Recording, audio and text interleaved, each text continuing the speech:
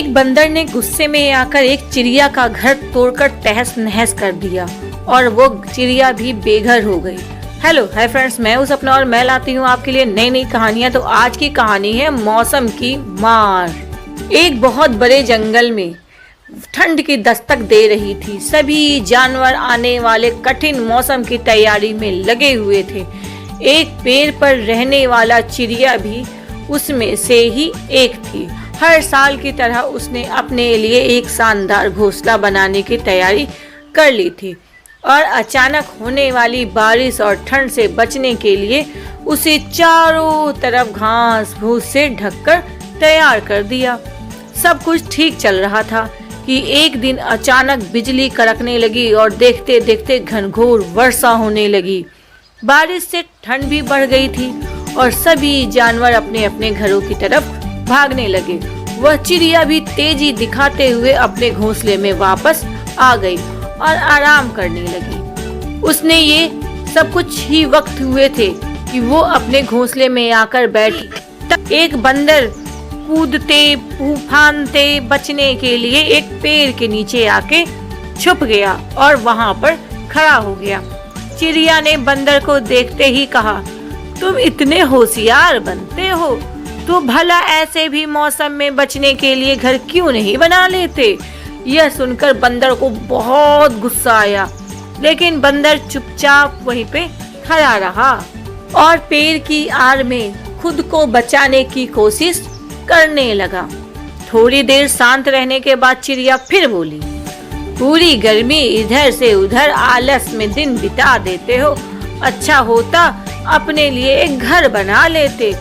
यह सुनकर बंदर को गुस्सा आ रहा था। वो कुछ कहना चाह रहा था, फिर भी वह चुप था। तुम अपने काम से काम रखो, मेरी चिंता कम करो और मेरी चिंता छोड़ दो, बंदर ने उस चिड़िया को बहुत गुस्से में जवाब दिया।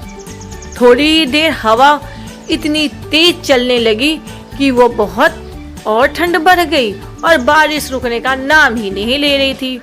बेचारा बंदर ठंड से कांप रहा था, ठिठुर रहा था।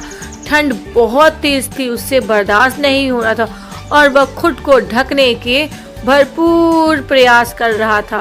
पूरी कोशिश कर रहा था कि वो अपने आप को ढक सके, पर चिड़िया ने तो मानो उसे छेड़ने की कसम ही खा रखी थी।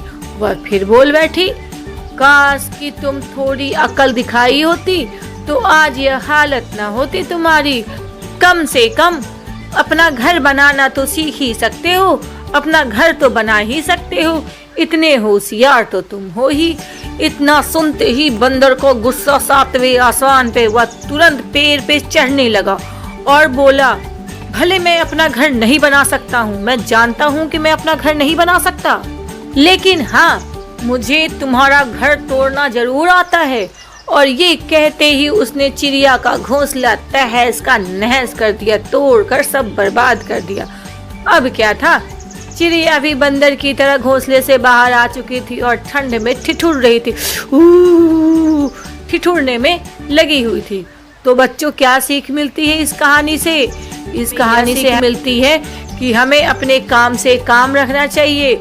यदि हम किसी की मदद नहीं कर सकते तो हमें किसी को बेवजह उपदेश भी नहीं देने चाहिए। क्यों बच्चों, कहानी कैसी लगी? कहानी अगर अच्छी लगी हो